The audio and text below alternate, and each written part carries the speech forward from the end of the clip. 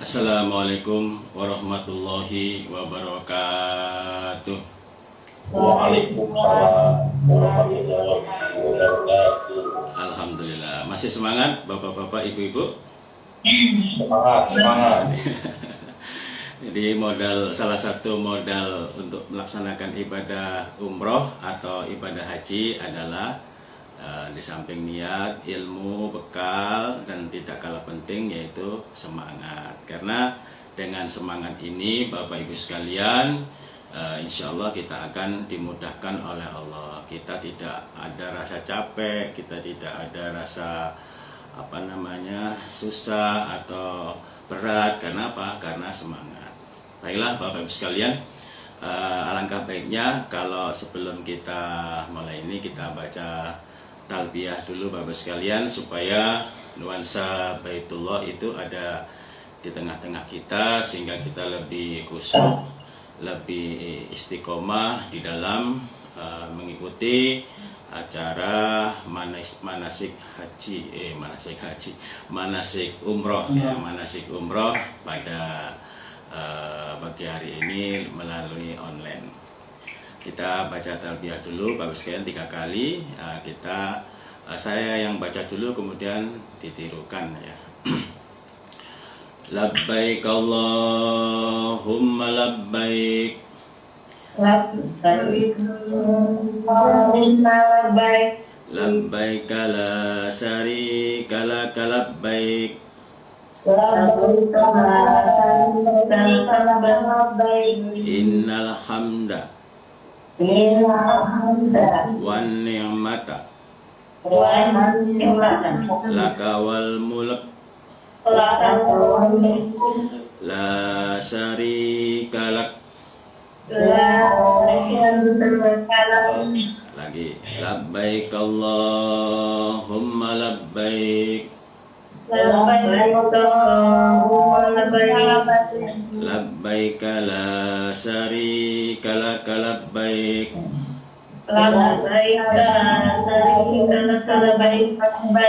Innal hamda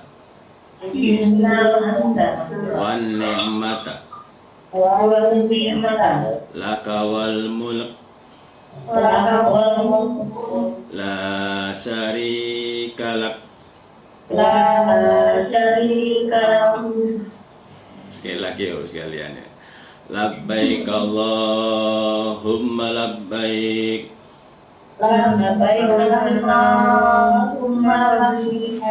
Labbaik la syarika lak labbaik.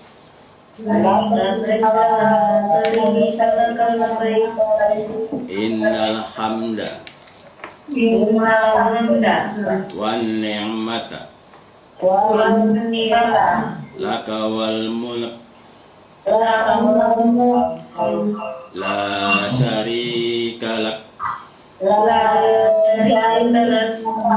Sudah cukup sekalian, 3 kali aja.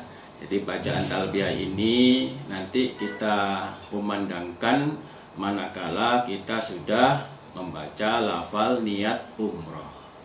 Membaca lafal niat umroh, Bapak Ibu sekalian yang umroh yang pertama, yaitu nanti dimulai dari Masjid Bir Ali sebagai tempat mikot. Karena Bapak sekalian nanti dari Jeddah menuju kota Madinah. Dari Jeddah menuju kota Madinah, Bapak Ibu sekalian nanti di Madinah kita melaksanakan ibadah sholat 5 waktu. Dan juga nanti di kota Madinah itu nanti Bapak Ibu sekalian juga diajak untuk ke Raudhah.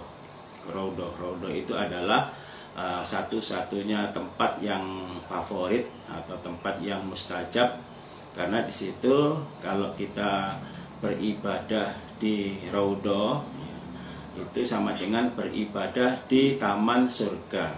Jadi Bapak Ibu sekalian, jasadnya itu di dunia, tapi ekuivalennya atau Bapak Ibu sekalian itu ada di taman surga. Jadi Bapak Ibu sekalian ada di dalam taman surga atau di Telaga Kausar. Jadi Telaga Kausar itu adalah tempatnya adalah di Raudhah. Nah, termasuk Bapak Ibu sekalian juga Bapak Ibu sekalian bisa memanjatkan doa-doa di sana di Raudhah itu, karena satu-satunya tempat yang mustajabah di situ adalah di Madinah, adalah di Raudhah. Kalau di Mekah banyak ya. Salah satunya adalah di Multazam.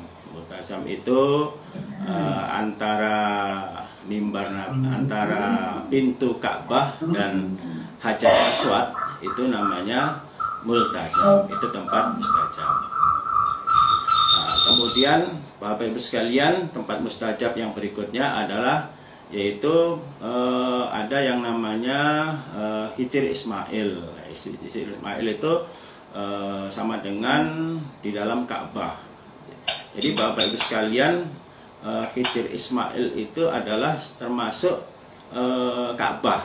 Nah, Ka'bah itu bangunannya tidak kotak gitu aja, tapi ada agak panjang ya. Nah, di situ biasanya di pagar tembok, Pagar tembok itu yang membatasi antara sudut ke sudut yang berikutnya, itu namanya Hijr Ismail.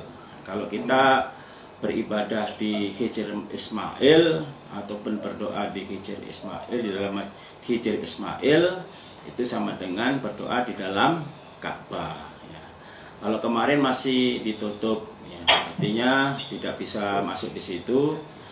Kemudian juga di Multazam itu juga dikasih pagar sehingga tidak bisa kita masuk di Multazam. Tapi Bapak Ibu sekalian, masih ada tempat-tempat lain di Mekah yang manakala kita berdoa bisa diijabahi. Artinya banyak sekali. Termasuk di belakang Makom Ibrahim. Di belakang Makom Ibrahim, setelah Bapak Ibu sekalian tawaf 7 kali di belakang Makom Ibrahim, kemudian sholat 2 rakaat, itu juga tempat mustajab. Bapak Ibu sekalian bisa berdoa, doa nanti ada doa yang memang doa yang disunahkan oleh Nabi di belakang Makom Ibrahim dibaca dulu. Nah, selanjutnya Bapak Ibu sekalian berdoa sesuai dengan kebutuhan kita, sesuai dengan permintaan kita. Itu tempat mustajabah ya. Nah, lanjut kemudian tempat mustajabah lain di Mekah adalah di Bukit Sofa. Di atas Bukit Sofa itu adalah tempat mustajab. Jadi Bapak Ibu sekalian, manakala nanti Bapak Ibu sekalian sa'i di Bukit Sofa dan juga Bukit Marwah, itu adalah tempat mustajab. Jadi Bapak Ibu sekalian, ya diusahakan tidak lewat begitu aja, tapi yang berhenti sebentar untuk berdoa di Bukit Sofa dan Bukit Marwah. Untuk Bapak Ibu sekalian, karena Bapak Ibu sekalian umrohnya ini yang dibimbing sama Mutawif itu 2 kali, yang artinya umroh bersama-sama, itu ya kalau bisa ya kita mengikuti ritme dari dari pembimbing ya. Artinya manakala berdoanya itu sudah kira cukup selesai ya, ini selesai, jangan panjang-panjang karena nanti ketinggalan yang lainnya. Tapi kalau yang lain, itu juga kalau memang mau umroh sendiri, kita bisa berdoa berlama-lama. Kalau di Bukit Sofa berdoa berlama-lama, ya monggo kita umroh sendiri. Bukit Marwah juga begitu, kita berlama-lama juga monggo silakan. Tapi kalau umroh bersama-sama, ini kalau bisa ya jangan lama-lama, ngikutin sesuai dengan rombongan yang lain.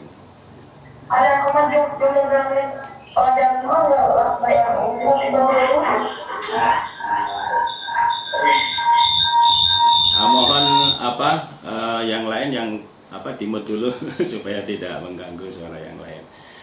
Oke, terima kasih. Nah, selanjutnya Bapak Ibu sekalian, kalau ingin berdoa lama lagi, yang supaya kita bisa puas dalam kita berdoa di tempat mustajab, Itu bisa Bapak Ibu sekalian, yaitu dengan melaksanakan tawaf sunnah. Tawaf sunnah itu pakaiannya bebas, laki-laki tidak pakai ihram juga nggak apa-apa, perempuan juga gitu bebas. Nah, itu Bapak Ibu sekalian bisa nanti berdoa setelah tawaf 7 kali, kemudian sholat di belakang makam Ibrahim itu bisa berlama-lama. Jadi kalau di Bukit Sofa kan itu pas umroh, tapi kalau di makam Ibrahim itu bisa kita lakukan tawaf sunnah. Tawaf sunnah itu terserah Bapak Ibu sekalian mau berapa kali, ya, mau 3 kali, mau 1 kali, mau terserah sesuai dengan kemampuannya. Jadi setelah tawaf sholat di belakang makam Ibrahim, Bapak Ibu sekalian bisa berdoa berlama-lama. Tapi Bapak Ibu sekalian nggak usah khawatir lagi, karena masih ada satu lagi manakala kita berdoa itu akan diijabahi oleh Allah, yaitu waktu mustajab. Waktu mustajab itu manakala kita berdoa di waktu mustajab tersebut, maka kita akan diijabahi. Ya, waktu mustajab itu sepertiga malam yang akhir. Sepertiga malam akhir itu antara jam 2 sampai jam 4 atau menjelang subuh. Termasuk waktu mustajab itu di Indonesia. Di Indonesia ini adanya waktu mustajab. Tempat mustajab tidak ada. Adanya di Mekah dan di kota Madinah. Nah, Bapak Ibu sekalian, kalau kita lihat pahalanya orang yang melaksanakan ibadah umroh ini sangat besar sekali. Jadi menurut sabda Rasulullah Shallallahu Alaihi Wasallam, Nabi bersabda, "Salatun fi masjidi afdalu min alfi salatin fima siwahu ila masjidil haram. Wa salatu fil masjidil haram afdalu min mi'ati alfin salatin fima siwahu." Jadi Bapak Ibu sekalian, keutamaannya sholat di dalam masjidku Nabi itu di Masjid Nabawi. Di Masjid Nabawi itu lebih utama daripada alfi sholatin, 1000 sholat.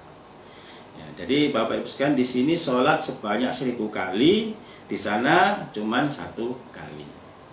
Ya, kalau Bapak Ibu sekalian sholat tahajud di sini 1 kali, ya di sana di Masjid Nabi di Madinah sholat 1 kali. Kalau bandingannya kalau di sini ini 1000 kali, baru bisa membandingi yang 1 kali. Nah, kalau misalkan kita khatam Al-Quran di Masjid Nabawi atau membaca Al-Quran 1 juz 1 kali, nah, maka kalau di sini ini sama dengan membaca 1000 kali, 1000 juz, ya, 1 juz di sini 1000 juz. Kalau kita khatam Al-Quran 1 juz di Masjid Nabawi, nah kalau di sini sama dengan membaca Al-Quran khatam Al-Quran 1000 kali. Ini luar biasa Bapak sekalian bandingannya. Artinya apa? Di sana kita pergunakan dengan sebaik-baiknya untuk ibadah. Nah, apalagi kita di Masjid Nabawi, di Masjidil Haram. Wa sholatu fil Masjidil Haram afdalu min mi'ati alfi sholatin fima siwahu. Adapun sholat di dalam Masjidil Haram di Mekah itu lebih utama daripada 100.000 sholat. Ya, 100.000 sholat fima siwahu di dalam apa-apa selain Masjidil Haram. Jadi kalau di Masjidil Haram lebih banyak lagi pahalanya, itu dikalikan 100.000. Jadi kalau kita sholat tahajud sana 1 kali, nah kalau di sini kita harus mengerjakan sholat tahajud 100.000 kali. Kalau kita baca Al-Quran 1 juz di Masjidil Haram, kalau di Indonesia kita sama dengan membaca Al-Quran 100.000 juz. 100.000 juz. Kalau kita khatam Al-Quran di Masjidil Haram 1 kali, kalau di sini sama dengan khatam Al-Quran 100.000 kali. Ini bandingannya itu 100.000 kali. Tidak cuma sholat saja, tapi termasuk amalan-amalan ibadah yang lain, baik ibadah wajib maupun ibadah sunnah. Termasuk juga pahala sholat jenazah. Kalau di sana di Masjidil Haram kita sholat jenazah 1 kali, kalau di Indonesia sama dengan sholat 100.000 kali sholat jenazah. Luar biasa Bapak sekalian, 100.000 kali. Artinya apa Bapak sekalian? Kalau di Indonesia kita sholat jenazah 1 kali itu mendapatkan pahala 1 qiraat. Kalau kita mengantarkan sampai ke tempat pemakaman, dapatkan 1 qiraat lagi menjadi 2 qiraat. Tapi kalau cuma sholat saja itu mendapatkan pahala 1 qiraat. 1 qiraat itu mislu Uhudin. Mislu Uhudin itu semisalnya Gunung Uhud. Gunung Uhud itu sangat tinggi dan sangat lebar, ya, panjangnya kurang lebih 7,5 km, lebarnya kurang lebih 5 km. Itu 1 qiraat. Ya, padahal di sana yang namanya sholat jenazah itu setiap habis sholat 5 waktu itu ada sholat jenazah. Jadi Bapak sekalian habis sholat 5 waktu diusahakan jangan langsung pergi, tapi diusahakan juga ngikutin sholat jenazah. Jadi termasuk sudah tahu Bapak sekalian caranya sholat jenazah kan? Ya, jadi sholat jenazah itu ya takbir 4 kali. Takbir pertama langsung membaca surat Al-Fatihah, tidak pakai membaca kabiro, jadi langsung surat Al-Fatihah. Takbir kedua membaca sholawat Nabi, contohnya Allahumma sholli ala Muhammad wa ala ali Muhammad, itu sudah cukup. Sampai dipanjangkan sampai Hamidum Majid seperti kita sholat juga boleh. Tapi kalau pendek ya cukup Allahumma sholli ala Muhammad wa ala ali Muhammad. Nah, kemudian membaca doa jenazah. Jadi Bapak sekalian, kalau bisa kita juga baca doanya. Kalau nggak bisa baca, kalau nggak hafal bagaimana? Kalau baca boleh. Misalkan habis mau sholat itu doa sholat jenazahnya itu disiapin, begitu sholat jenazah kita baca buku ya, catatan itu boleh. Kalau misalkan tidak bisa baca atau tidak bisa baca, tidak bisa hafal doa jenazah, diam ya, cukup diam saja, itu juga boleh. Tapi kalau bisa ya disempurnakan dengan baca doa jenazah. Kemudian takbir yang keempat itu langsung salam. Jadi tidak pakai tahiyat awal, tidak ada tahiyat akhir. Langsung salam sebelah kanan, salam sebelah kiri. Itu kalau sudah selesai sholat jenazah, maka kita mendapatkan pahala 1 qiraat. Berarti Bapak Ibu sekalian, sehari semalam itu Bapak Ibu sekalian mendapatkan pahala 5 qiraat. Nah, karena sholat jenazahnya 5 kali. Nah, kalau di Indonesia ya, dikalikan 100.000. 100.000 dikalikan 5, berapa itu? Ya dihitung sendiri. Nah, ini banyak sekali pahalanya. Ini di luar pahala umroh Bapak Ibu sekalian. Di luar pahala umroh. Nah, kalau pahala umroh sendiri itu pahalanya diampuni dosa-dosa kita. Dosa-dosa yang sebelum kita melaksanakan ibadah umroh, dengan melaksanakan ibadah umroh diampuni. Antara umroh pertama dengan umroh kedua itu jaraknya berapa lama? 2 tahun. Misalkan kita seperti pandemi ini kita sudah kurang lebih 2 tahun ke Tanah Suci ya, selama 2 tahun kita melaksanakan atau mengerjakan dosa-dosa, nah, itu akan diampuni oleh Allah. Maka dari itu Bapak sekalian, usahakan kita melaksanakan ibadah umroh itu benar-benar dilandasi dengan niatan mukhlis lillah karena Allah. Nah, kemudian Bapak Ibu sekalian, sebelum melaksanakan ibadah umroh, Bapak Ibu sekalian nanti juga diajak sholat di Masjid Quba, yaitu di Madinah. Jadi nanti di Madinah Bapak Ibu sekalian akan diajak ziarah di kota suci Madinah. Termasuk nanti diajak di kebun kurma. Ya, Bapak Ibu sekalian bisa mencicipi kurma di sana di kebun kurma. Kalau mencicipi mau berapapun asalkan mencicipi nggak apa-apa sekalian. Misalkan dari kurma ini diambil satu, kurma yang lain diambil satu lagi. Pokoknya nggak apa-apa sepuasnya kalau mencicipi. Nah, kalau cuman mencicipi nggak apa-apa, mencicipi buahnya itu nggak apa-apa, satu-satu dimakan semuanya nggak apa-apa. Tapi kalau kalau banyak ya harus beli. Nah, ini banyak sekali macam-macam kurma, ada kurma sukari, ada kurma ajwa. Kurma ajwa itu kurma nabi, kurma yang warnanya hitam ya. Ini kalau kita makan 7 kali, maka kita akan dibebaskan dari orang-orang yang berbuat tidak baik sama kita melalui ilmu-ilmu hitam.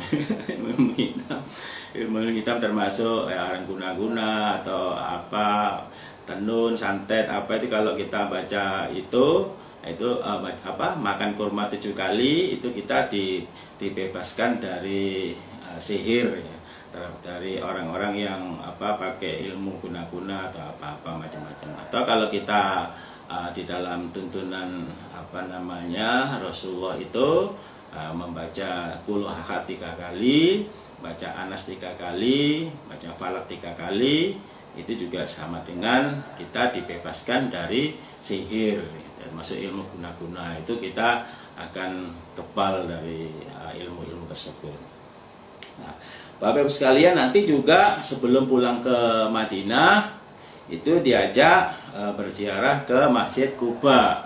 Nah, Masjid Quba, Rasulullah Shallallahu Alaihi Wasallam bersabda, "Sholatun fi Masjid Quba ka umrotin." Ya, sholat di dalam Masjid Quba sebagaimana umroh. Jadi kalau kita nanti di Madinah sholat di Masjid Quba itu pahalanya sama dengan umroh.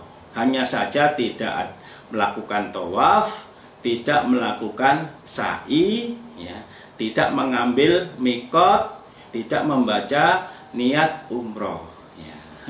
tidak membaca niat umroh.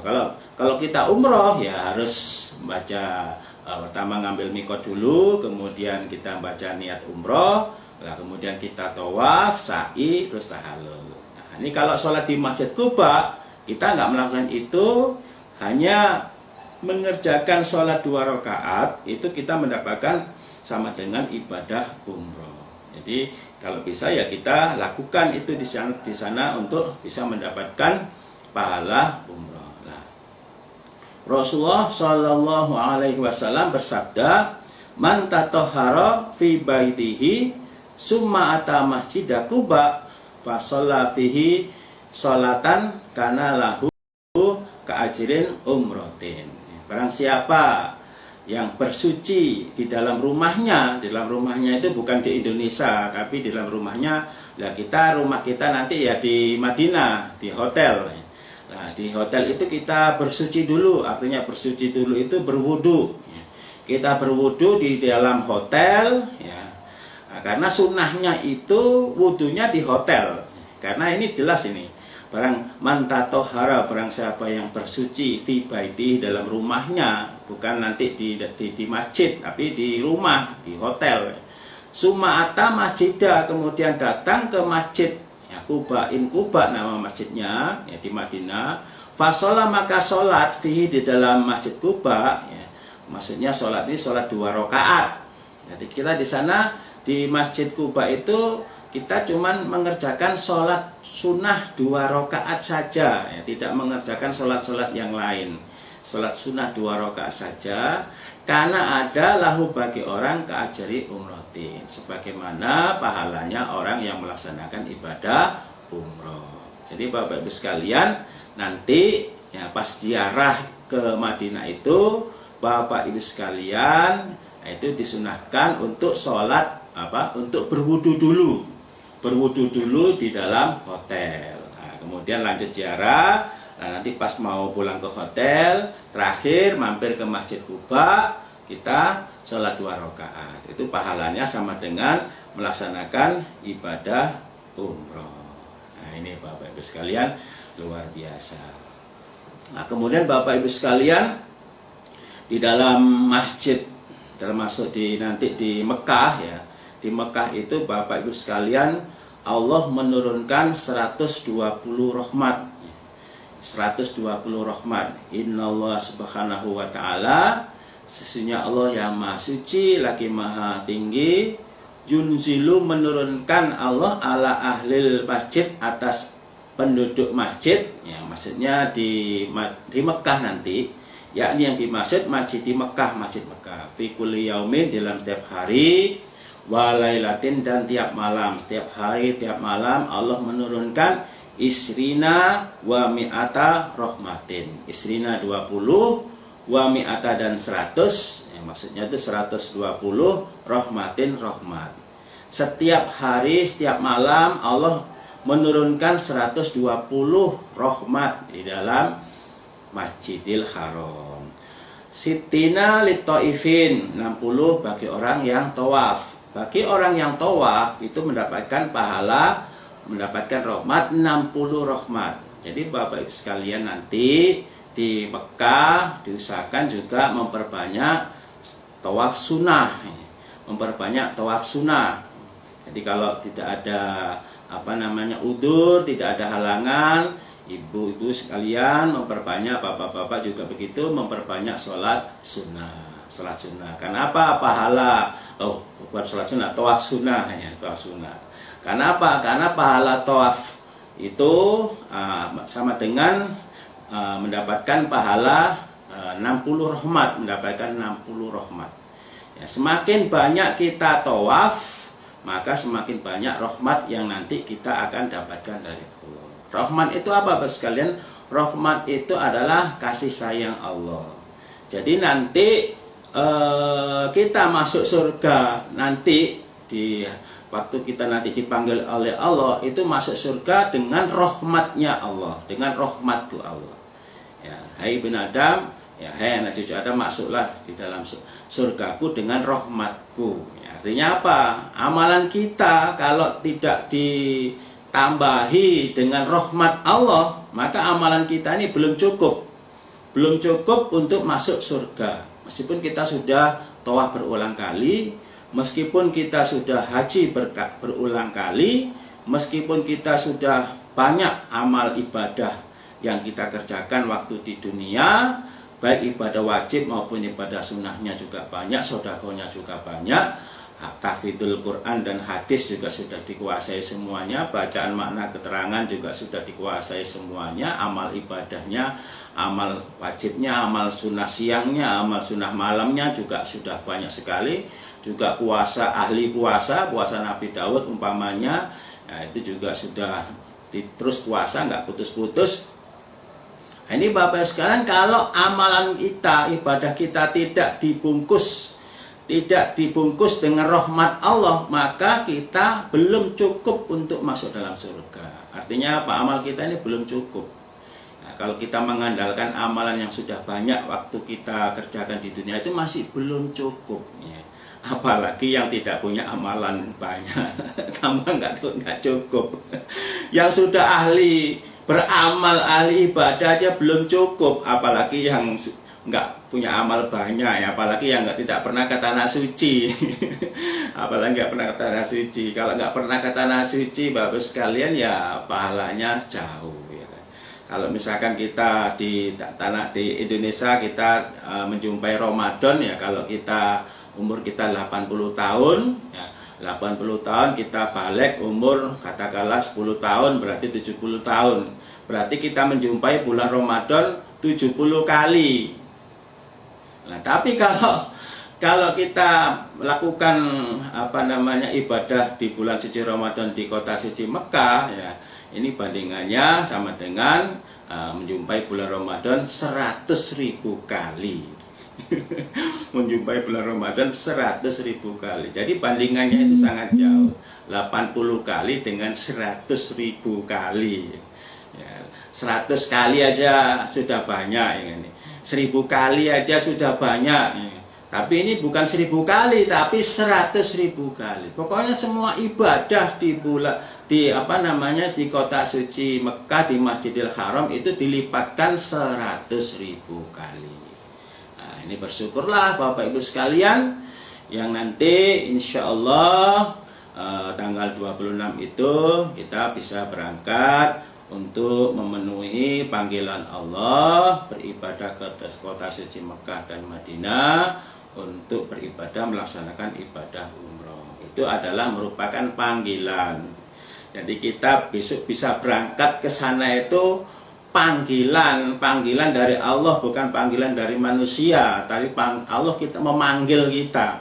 Allah mengundang kita untuk melaksanakan ibadah di kota suci Mekah dan Madinah. Nah, ini Bapak Ibu sekalian, pahalanya sangat luar biasa. Nah, pahala di Masjidil Haram yang paling banyak rahmatnya itu adalah tawaf, ya. Karena tawaf itu mendapatkan 60 rahmat. Wa arba'ina lil musallin, dan 40 bagi orang yang sholat. Lah kalau kita sholat, kita di samping mendapatkan pahala sholat, ya, kita juga mendapatkan pahala rahmat. Kita mendapatkan rahmat 40 rahmat. Wa isrina linadirin, dan 20 linadirin bagi orang yang melihat. Nah, melihat Baitullah itu mendapatkan 20 rahmat. Jadi Bapak Ibu sekalian, kalau kita tawaf sunnah, bisa dipastikan semuanya kita mendapatkan 120 rahmat. Kenapa? Di dalam tawaf sunnah itu ada sholat sunnah. Ya, sholat sunnah di belakang makam Ibrahim. Pahala orang sholat mendapatkan pahala 40 rahmat. Nah, kemudian waktu kita tawaf itu kita juga melihat Ka'bah. Ya, kita dekat sekali dengan Ka'bah, Baitullah. Ya, berarti kita melihat Baitullah. Nah, kita mendapatkan pahala rahmat 20 rahmat. Alhamdulillah. Jadi Bapak Ibu sekalian, kalau kita tawaf itu syaratnya harus berwudu, harus suci. Ya, tapi kalau sa'i itu seandainya kita batal kentut itu nggak apa-apa, tidak harus berwudu lagi, tidak harus bersuci lagi. Jadi kalau kita tawaf, umpama kita dapat 2 putaran, kemudian kita batal, nah itu kita nggak boleh lanjut, tapi kita berwudu lagi. Setelah berwudu, nah kemudian kita melanjutkan kekurangannya. Nah, tadi berapa 2, berarti kita lanjutkan 3, 4, 5, 6, 7. Dimulai dari Hajar Aswad.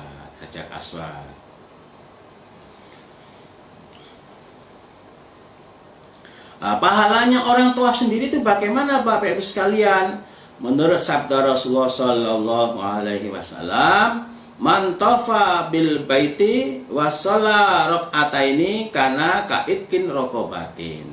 Barang siapa yang tawaf bil baiti di rumahku itu di Baitullah, ya.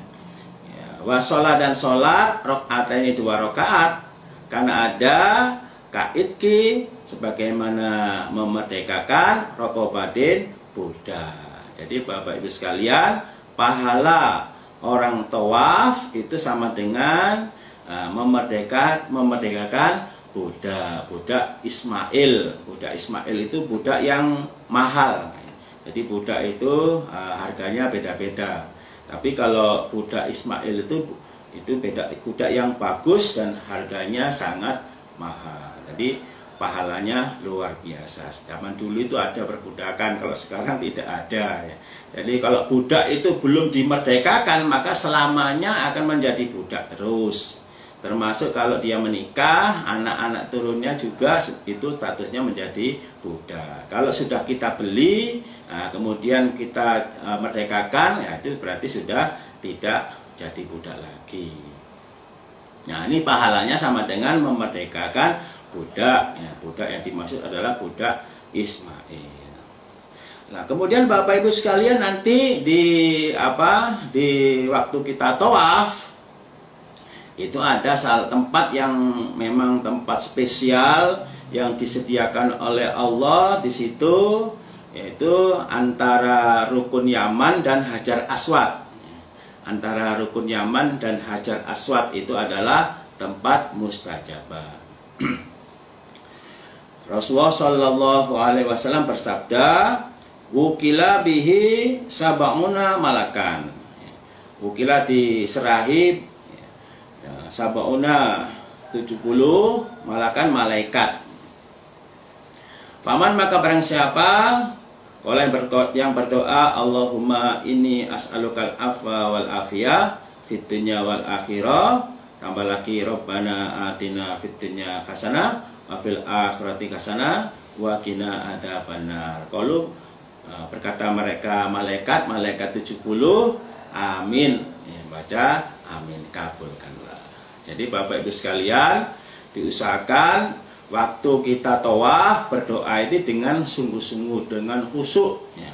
Dengan khusyuk berdoa Allahumma inni as'alukal afwa wal afiyah, artinya ya Allah aku minta kesehatan dan kewarasan fid dunya wal akhirah, dalam dunia dan juga akhirat. Tambah lagi doa sapu jagat Rabbana atina fid dunya hasanah wa fil akhirati hasanah wa qina adzabannar. Maka 70 malaikat itu membaca lafal amin. Jadi luar biasa Bapak Ibu sekalian pahala-pahala yang nanti kita dapatkan. Nah, Bapak Ibu sekalian, di sini saya juga akan mempraktekkan cara memakai kain ihram, ya. Cara memakai ihram. Bentar, Bapak Ibu sekalian.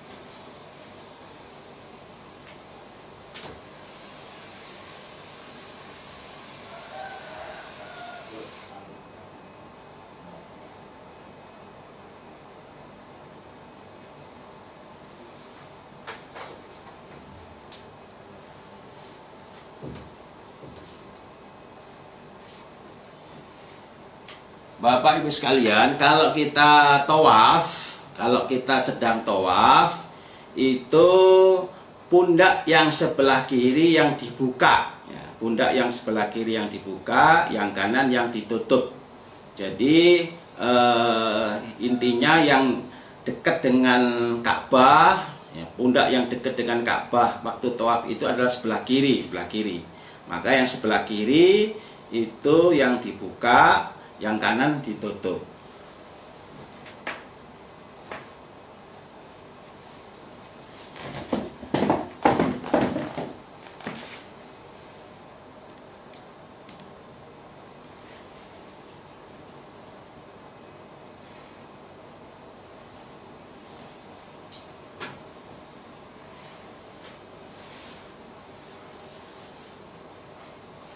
Jadi manakala kita mau tawaf, maka pundak yang sebelah kiri dibuka.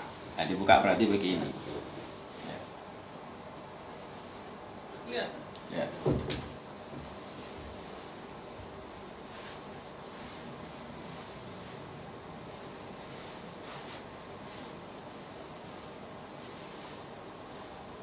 Kelihatan Bapak Ibu sekalian ya. Nah, ini udah sebelah kiri dibuka, ini tawaf. Nah, tawafnya itu pertama kita pas di ini ada animasi Ka'bah di Hajar Aswad, di posisi lurusnya Hajar Aswad ini, di sana ada lampu hijau.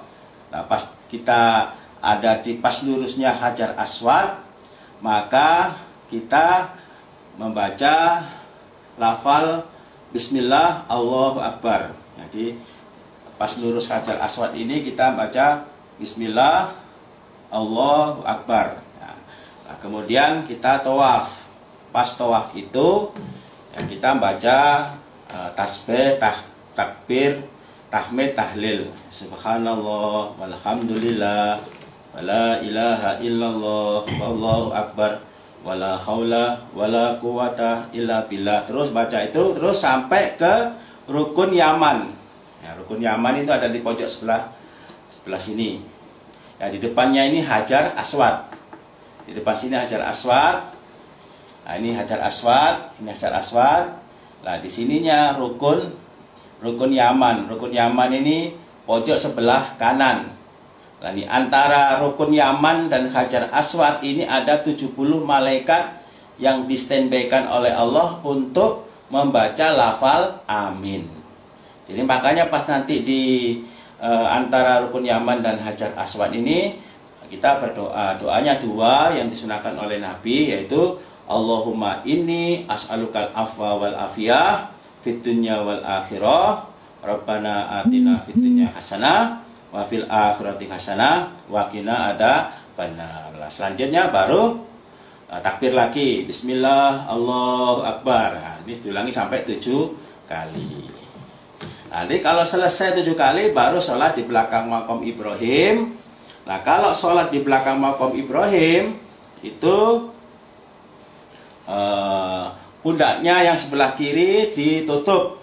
Nah, ditutup, kemudian yang sebelah kanan diselempangkan. Nah, ini langsung sholat. Jadi waktu kita sholat itu posisinya kain ihramnya itu tertutup. Sholat belakang makam Ibrahim 2 rakaat, selanjutnya sa'i Safa Marwah. Kalau sa'i Safa Marwah itu juga sama seperti posisi tertutup. Jadi bukan posisinya dibuka yang seperti tadi. Jadi kalau tawaf pundak sebelah kiri, ya kita pundak sebelah kiri yang di sini ini dibuka. Ya, kenapa dibuka? Karena ini yang mendekati atau yang dekat dengan Baitullah. Nah ini seperti ini Bapak sekalian ya. Nah bawahnya seperti orang pakai kain sarung. Nah, kemudian juga dipakein sabuk supaya tidak melorot. Nah, kalau pas sa'i itu kalau seandainya kita kentut itu tidak usah berwudu. Jadi kalau kita sa'i kemudian kita mungkin batal atau kentut itu tidak usah berwudu lagi. Nah, kemudian setelah sa'i 7 kali kemudian sholat tahallul. Setelah sa'i tahallul cukur rambut sudah selesai. Jadi Bapak Ibu sekalian nanti pas di Madinah, Bapak Ibu sekalian pas mau pulang mau ke Mekah itu sebelum ke Mekah itu kita mampir di Masjid Bir Ali untuk mengambil mikot. Mikot itu tempat starting pertama kali kita mau melaksanakan umroh. Umroh yang pertama ini umroh untuk kita sendiri. Bacanya labbaik Allahumma umrotan. Jadi nanti Bapak Ibu sekalian sebelum melaksanakan ibadah umroh, kalau orang yang mau melaksanakan ibadah umroh itu diwajibkan untuk mandi junub dulu. Mandi junub itu berwudu dulu, kemudian mandi. Berwudu seperti wudunya sholat. Nah, setelah berwudu membaca doa wudu, asyhadu alla ilaha illallah wa asyhadu anna muhammadan abduhu wa rasuluh. Nah, kemudian kita menyelah-nyelahkan rambut, menyelah-nyelahkan jari jari kita, dua jari telapak kanan kiri jari-jari kita itu dimasukkan di air kemudian diselah-selahkan. Masuk lagi diselah-selahkan sampai rata. Nah, terakhir kemudian ngambil cabukan buang sebelah kanan sekali, ambil cabukan lagi, buang sebelah kiri sekali, ambil cabukan lagi, kemudian di atas kepala dilanjutkan diratakan seluruh tubuh. Nah, setelah itu baru mandi.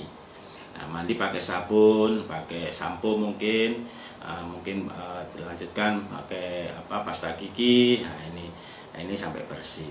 Itu namanya mandi junub. Bagi yang laki-laki supaya tidak lupa itu langsung aja pakai kain ihramnya. Jadi kain ihramnya dipakai di hotel.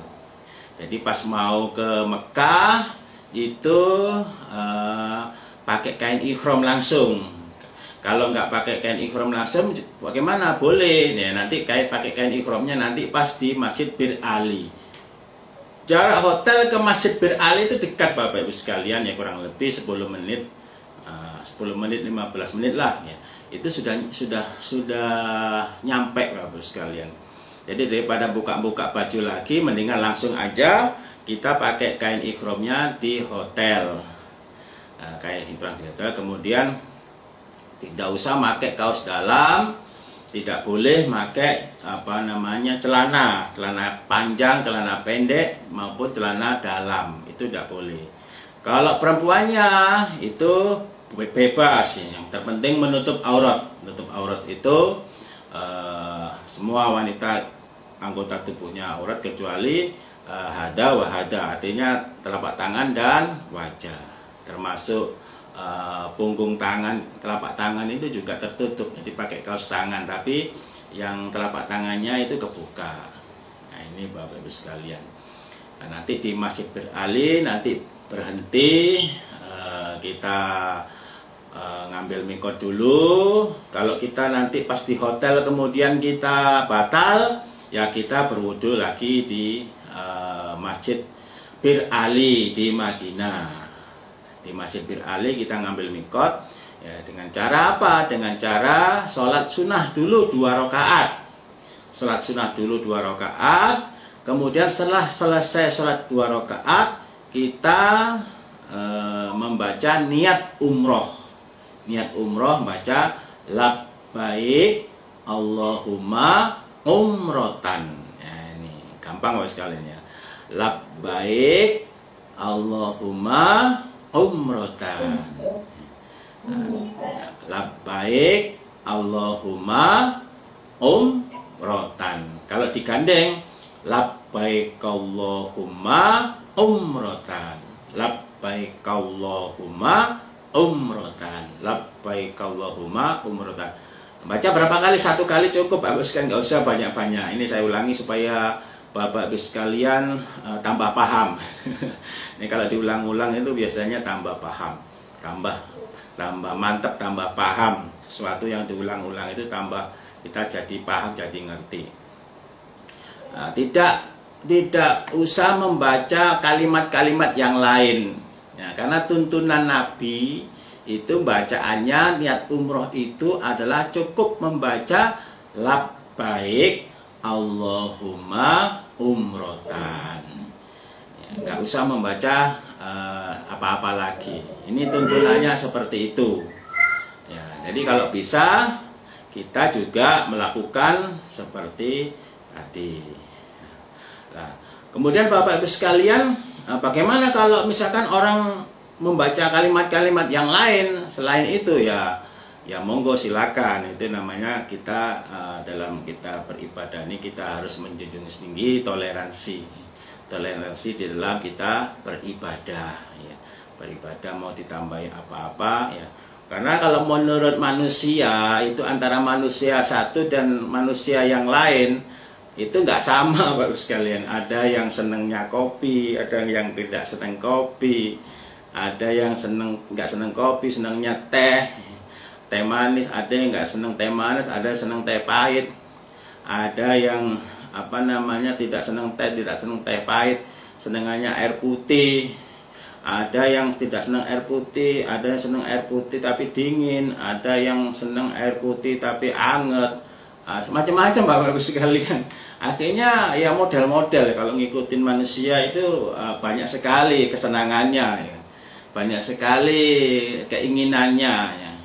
Tapi kalau kita dalam beribadah ini, ya kita ngikutin petunjuk Rasulullah Sallallahu Alaihi Wasallam. Rasulullah Sallallahu Alaihi Wasallam manakala mau mengambil mikot itu cukup membaca labbaik Allahumma umrotan. Nah, kalau digandeng labbaik Allahumma umrotan. Ini umroh yang pertama. Lah nanti Bapak Ibu sekalian umroh yang kedua, nah itu diniatkan untuk biasanya itu untuk orang tua yang sudah meninggal. Mungkin diniatkan untuk ibunya terlebih dulu. Ya, kemudian nanti umroh lagi diniatkan bapaknya. Itu boleh. Kalau mau diniatkan untuk ibunya, ya membaca ditambahi nama ibunya. Jadi niatnya berubah. Niatnya labbaik Allahumma umrotan ditambahi an itu artinya dari, an titik-titik, an siapa? Namanya katakanlah Ibu Sri ya, an Sri ya.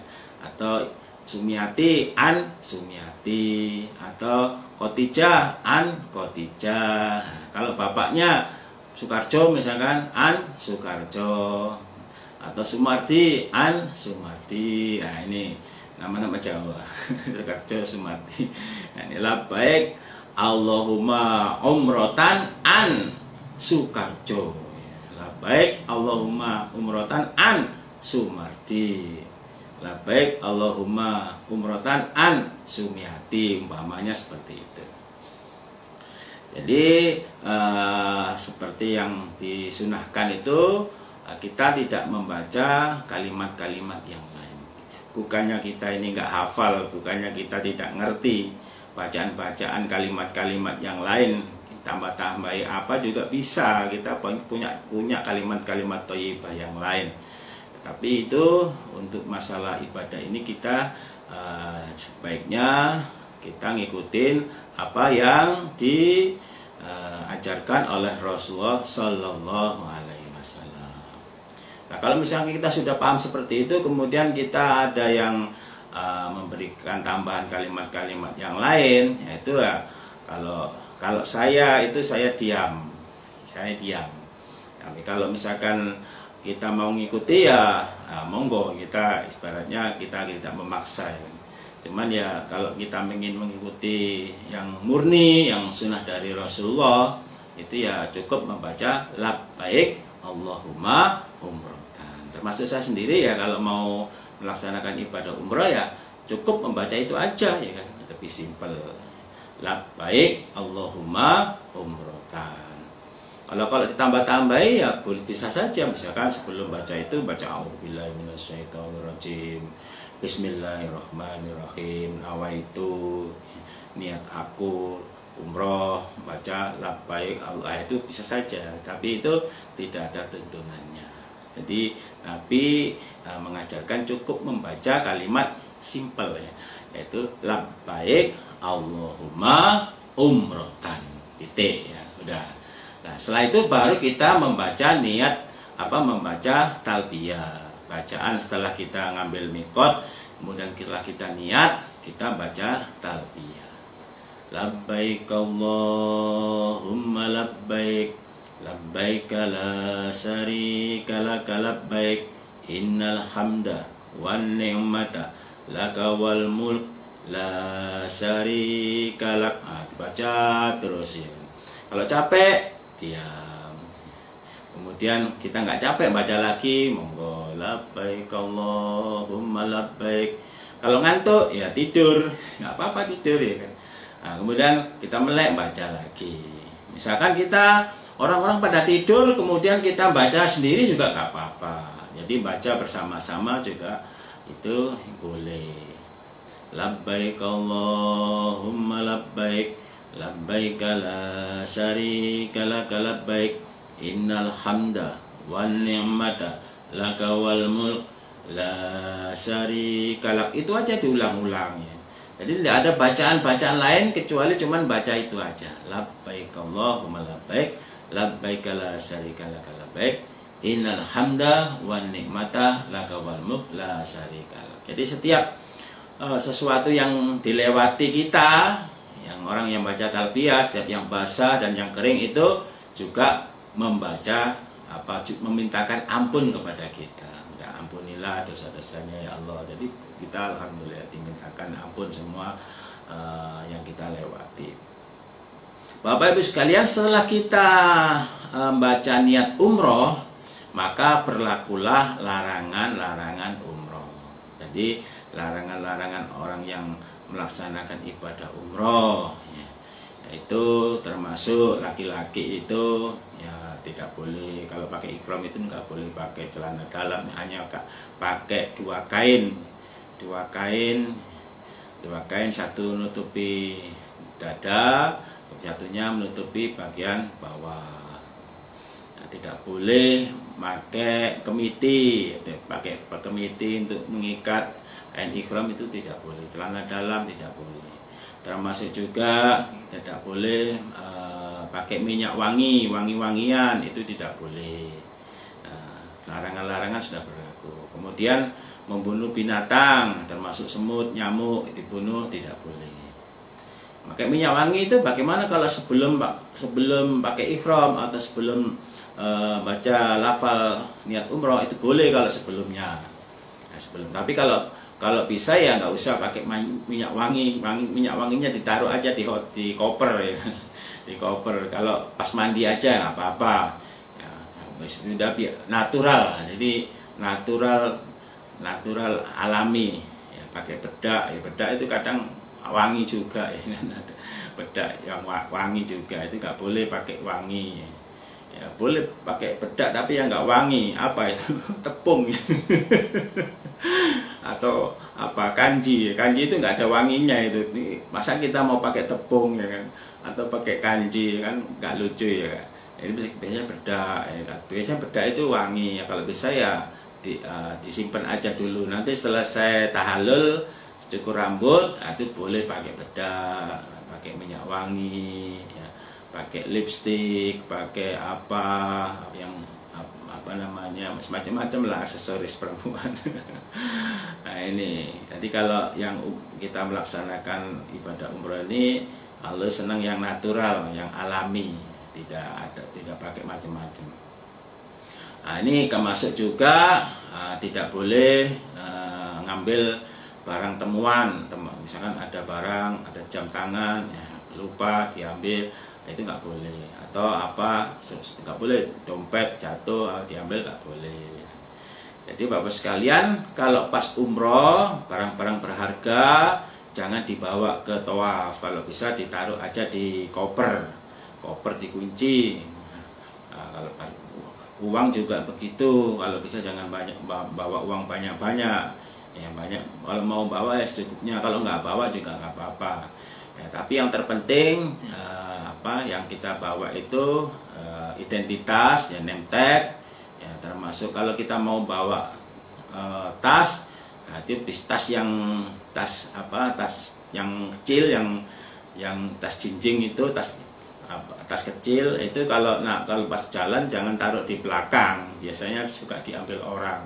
Atau taruh di samping itu juga jangan, biasanya juga diambil orang. Tapi tasnya itu taruh di depan.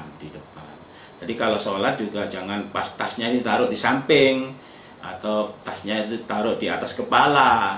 Pas sujud di atas kepala, begitu kita bangun sujud tasnya hilang. Jadi kalau bisa itu tasnya itu ditaruh di bawah kepala kita, atau pas dalam sujud itu masih di posisi sujud. Jadi bukan di luar tempat sujud. Jika kita ada orang yang mau ngambil itu bisa kelihatan. Ini karena di sana juga banyak sekali orang-orang yang kehilangan dompet, kehilangan handphone ya, karena diambil waktu tawaf atau waktu sa'i atau waktu masuk masjid. Kita nggak tahu, pas rame-rame biasanya, pas keramaian itu biasanya copet-copet pada beraksi. Termasuk di Bukit Sofa, di Bukit Marwah, pas rame-rame uyel-uyelan itu kadang kalau kita nggak hati-hati juga barang kita hilang. Ada juga ya pas kita ngambil mikot di Bir Ali, atau mengambil mikot yang kedua, nanti umroh yang kedua ngambil mikotnya di Jirona pas rame-rame di tempat wudhu atau bagaimana, kita kadang hilang.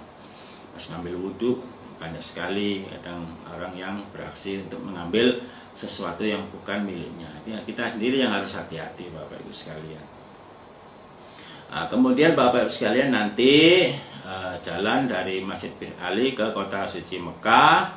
Pas di Kota Suci Mekah itu nanti kita berhenti di hotel kita naruh koper, kemudian kita bagi-bagi kunci, bagi-bagi siapa yang ada di kita, yang bareng dengan kita satu kamar.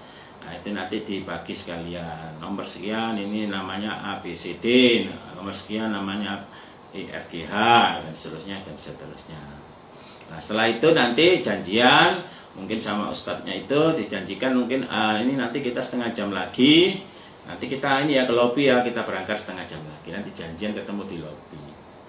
Nah, di hotel ini ya Bapak Ibu sekalian ya harus hati-hati, kita jangan pakai minyak wangi, jangan wangi-wangian, jangan lepas kain ihram. Kain ihram tetap dipakai, perempuan juga tetap pakai hijab, ya nggak boleh dilepas hijabnya. Terus kalau misalkan mandi ya kita ya lepasnya di kamar mandi. Nggak boleh ganti pakai sarung atau pakai daster. Mau mandi ganti daster, laki-laki mau mandi ganti sarung, nggak boleh. Ya, kain ihramnya itu dibawa di kamar mandi, kemudian ya dilepas di dalam kamar mandi, nanti dipakai lagi. Ingat, kita sudah baca niat, sudah ngambil mikot, nah, kemudian ya, tidak boleh nyentuh, apalagi pakai sabun mandi itu nggak usah ya. Termasuk juga minyak kayu putih, mau masuk angin, sudah ngambil mikot, sudah baca niat pakai minyak kayu putih, itu juga bisa ya. Jangan, kayu putihnya disimpan aja, jangan dibawa kemana-mana ya. Nanti lupa kita pakai. Dan termasuk kayu putih juga termasuk ya minyak wangi juga, ada wanginya juga ya, ada aromanya. Nah ini Bapak Ibu sekalian. Nanti kalau selesai baru kita turun di lobi ya. Nah, kemudian kita berangkat bersama-sama bersama mutawif, nah, Ustadz Tolab insya Allah yang akan mendampingi. Nah di situ nanti kita menuju ke masjid. Nah, pas masuk ke masjid, nah, intinya Bapak sekalian masuknya nomor berapa, nanti pulangnya juga nomor berapa itu. Masuk nomor 50 ya keluarnya nomor 50. Intinya itu di pintu, di setiap pintu ada nomornya, itu diingat-ingat nomornya. Oh nomor 8 misalkan, jadi nanti kita keluarnya ya pintu 8, karena pintu 8 itu yang nanti mengarah kepada jalan menuju hotel kita. Nah ini Bapak Ibu sekalian, contohnya seperti itu. Nah nanti begitu masuk ke masjid, itu baca doa masjid, Bismillahirrahmanirrahim, Allahumma gfirli, Bismillahi, Allahumma ftah apa rahmatik, Bismillahi, apa ya lupa saya. Intinya minta dibukakan pintu rahmat, Kalau nggak hafal bagaimana, lupa ya, nggak apa-apa namanya lupa. Kalau bisa ya baca doa minta supaya diberikan pintu rahmat. Kalau keluar minta dibukakan pintu keutamaan, pintu keluar masjid. Nanti kita masuk sholat di situ kalau kita belum sholat duhur sama asar atau maghrib sama isya ya kita bisa sholat di situ. Sholat maghrib sama isya dijadikan satu. Nah kemudian lanjut kita menuju ke Baitullah. Jadi Baitullah itu posisinya ada di bawah. Jadi kita menuruni tangga. Nah itu posisinya ada di bawah. Nah kemudian sebelum kita melakukan tawaf, kita baca doa melihat Ka'bah dulu. Bismillah. Doa melihat Ka'bah dulu, baca doa. Nah kemudian kita cari menuju jalan menuju Hajar Aswad ini menuju Hajar Aswad. Lama kita ada di sini ya kita jalan terus sampai menuju Hajar Aswad. Nah, posisi lampu hijau di sana, kita melihat sini baca Bismillah, Allahu Akbar. Baca terus Subhanallah, walhamdulillah, wala ilaha illallah, wallahu akbar, wala haula wala quwata illa billah. Terus sampai kita posisi di belakang sini, di rukun Yaman. Ini namanya rukun Yaman. Sampai di sini. Ini namanya rukun Yaman. Ini Hajar Aswad, di belakangnya ini rukun Yaman. Nah, setelah di rukun Yaman kita baca doa. Allahumma inni as'alukal afwa wal afiyah fid dunya wal akhirah. Ya Allah, saya minta kesehatan waras dalam dunia dan akhirat. Terus baca Rabbana atina fid dunya hasanah wa fil akhirati hasanah wa qina adzabannar. Nah, di situ baca malaikat 70 yang ada di situ yang di-standby-kan oleh Allah untuk membacakan amin. Diamini oleh 70 malaikat. Jadi kalau bacaan kita diamini oleh orang-orang yang suci, itu doanya bagus, doanya akan diperhatikan oleh Allah. Doanya mustajabah juga, termasuk juga doa yang mustajab. Ya, termasuk juga di situ bisa dikatakan tempat mustajab. Karena apa? Di situ ada 70 malaikat yang mengamini doa kita. Tapi doanya sesuai dengan sunnahnya itu cuma dua. Allahumma inni as'alukal afa wal afiyah fid dunya wal akhirah. Rabbana atina fid dunya hasanah wa fil akhirati hasanah wa qina adzabannar. Ini sudah mencakup semuanya, dunia akhirat dapat, dunianya baik dapat semuanya, apa yang diinginkan dalam hati kita itu Allah akan mengabulkan. Jadi Allah itu mengetahui isi hati kita, apa itu Allah tahu. Ini Allah maha mengetahui baik doa yang diucapkan maupun yang ada di dalam hati, yang tersimpan di dalam hati. Ini dikabulkan oleh Allah, Allah mengetahui. Nah, diulang sampai 7 kali. Setelah 7 kali sholat di belakang makom Ibrahim 2 rakaat. Ya, disunahkan membaca wattakhidu mim maqami Ibrahim musalla. Nah, selanjutnya kita sholat 2 rakaat. Ya, disunahkan juga rakaat pertama membaca surat Al-Kafirun. Qul ya ayyuhal kafirun, dan seterusnya. La a'budu ma ta'budun wala antum abiduna ma a'budu wala ana abidum ma abattum wala antum abiduna ma a'budu lakum dinukum waliyadin. Nah, selanjutnya baca rakaat yang kedua baca surat Al-Ikhlas.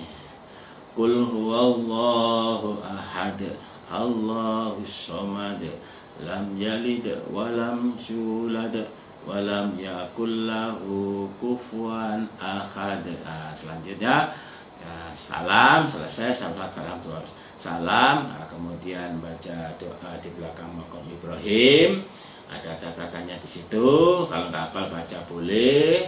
Nah, kemudian selanjutnya doa bebas, termasuk mungkin barangkali ada orang yang titip-titip doa kepada kita, itu bisa dibaca di belakang makom Ibrahim, tempat mustajab. Orang-orang yang titip doa itu akan dikabulkan oleh Allah. Orang yang haji atau umroh itu doanya mustajab, termasuk orang yang titip doa. Orang yang titip doa kepada orang yang melaksanakan ibadah haji atau umroh itu akan dikabulkan oleh Allah. Dengan catatan kita berdoa harus yakin hatta mukinan, sehingga yakin. Jadi kalau kita berdoa tidak yakin, meskipun doa panjang dan lebar, ya tidak akan dikabulkan oleh Allah. Meskipun doanya cuman Rabbana atina fid dunya hasanah wa fil akhirati hasanah wa qina adzabannar. Rabbana, wahai Tuhanku atau duh Gusti, atina, berikanlah kami fid dunya, dalam kehidupan dunia, hasanah, kebagusan. Ya, hasanah dalam dunia, kebagusan yang termasuk apa? Ya, kebutuhan-kebutuhan di dunia. Nah, kebutuhan doa-doa yang baik di dunia, apa aja keinginan kita, ya termasuk fid dunya hasanah. Ya, dirangkum dengan fid dunya hasanah. Wa fil akhirati hasanah, dan dalam kehidupan akhirat hasanah juga baik. Yang termasuk kita minta diampuni oleh Allah, kemudian kita minta termasuk diangkat derajat kita di sisi Allah, masuk surga yang tinggi, masuk surga Firdaus. Itu termasuk ya, wa fil akhirati hasanah, dalam akhirat, ya, kehidupan akhirat hasanah yang baik. Ya, itu sudah mencakup semuanya, dunia akhirat sudah mencakup semuanya. Tambah lagi wa qina adzabannar, jauhkanlah kami dari siksa api neraka. Ya, tambah lagi, ya, jauhkanlah kami ya Allah dari siksa neraka. Nah, kita harus yakin hatta mukinan, sehingga yakin Allah mengabulkan doa kita ini hatta mukinan, sehingga yakin. Kalau kita nggak yakin ya nggak dikabulkan oleh Allah. Ya, kan? Ya, apalagi kalau doa kita ini nggak tahu maksudnya apa, ya. Itu juga termasuk mengurangi keyakinan kita berdoa tidak tahu maksudnya, tidak tahu artinya, itu juga mengurangi keyakinan. Supaya kita ini yakin, kita harus tahu artinya. Kita harus tahu maknanya, kandungannya itu apa, doanya itu maksudnya apa, kamu berdoa itu minta apa, ya kan? Jadi kadang orang itu tidak mempunyai tujuan, ya. Tidak mempunyai tujuan. Doa juga gitu, nggak mempunyai tujuan. Doanya itu tujuannya apa, mintanya apa nggak tahu. Ya wes, kalau dikabulkan alhamdulillah, nggak juga nggak apa-apa. Ya nggak begitu bagus sekalian. Ya berdoa itu harus yakin, ya. Harus yakin, hatta mukinan, sehingga yakin. Nah kalau kita yakin pasti Allah akan mengabulkan. Kalau mengabulkan itu ada 3. Kalau nggak langsung dikabulkan ya ditunda nanti seminggu lagi atau sebulan lagi. Atau 1 tahun lagi, nggak tahu. Kadang kita ini setelah kita berdoa panjang dan lebar sekian lama, sekian tahun kita berdoa, ternyata Allah mengabulkan ya di tahun-tahun sekian. Alhamdulillah masih dikabulkan oleh Allah doa-doa kita. Nah ini Bapak Ibu sekalian. Kalau kita tidak langsung dikabulkan ya ditunda. Kalau nggak ditunda ya diganti. Diganti, terkadang diganti yang lebih baik lagi. Kadang juga diganti yang lebih bagus, lebih baik, lebih utama. Alhamdulillah. Ada diganti disesuaikan dengan keadaan kita. Nah, ini juga alhamdulillah. Pol-polnya kita tidak dapat di dunia, nanti akan mendapatkan derajat, mendapatkan ganti, yaitu di surga nanti. Asalkan kita sabar, terus beribadah kepada Allah sampai akhir hayat kita masing-masing. Insya Allah itu Bapak Ibu sekalian sedikit apa yang bisa saya sampaikan manasik umroh secara online. Barangkali Bapak Ibu sekalian ada yang bertanya, ya saya kasih kesempatan untuk bertanya sebelum kita akhiri dengan doa. Nah ini bisa moodnya dibuka Bapak Ibu sekalian, ya. Bisa moodnya dibuka, silakan bertanya. Semuanya bertanya silakan, tapi gantian. Gantian bertanya, silakan gantian. Nanti semua yang bertanya akan saya jawab. Saya nggak batasi pertanyaan, mau berapapun bertanya, insya Allah akan saya jawab, ya. Selama Bapak Ibu sekalian masih bertanya, insya Allah akan saya jawab. Monggo silakan bertanya. Silakan dari Mbak Tia mungkin. Ada pertanyaan Mbak Tia?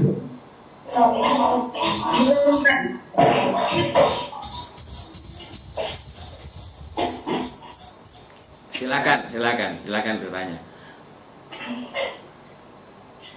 Jadi yang tidak bertanya, moodnya ditutup dulu supaya tidak mengganggu yang lain. Lah yang mau bertanya dibuka moodnya. Nah, moodnya dibuka. Monggo. Kalau nggak bertanya berarti saya nggak paham semua ini. Alhamdulillah. Tapi nanti kalau belum jelas, nanti kita akan ketemu juga nanti di hotel. Di hotel nanti kita ulangi lagi. Jadi kita manasik ini semakin banyak manasik semakin baik, ya. Semakin baik semakin tambah paham, ya. Yang terpenting kita niati karena Allah, yarjuna rahmatahu wa yakhafuna adaba. Minimal kita mendapatkan pahala khairum minad dunya wa ma fiha. Atqatun wa ruhatun fi sabilillah khairum minad dunya wa ma fiha. Pagi-pagian sesore-sorean belajar dalam sabilillah, ya, termasuk kita manasik online ini yang mendapatkan pahala khairum minad dunya wa ma fiha. Pak, monggo ya Mbak Tia. Ya alhamdulillah.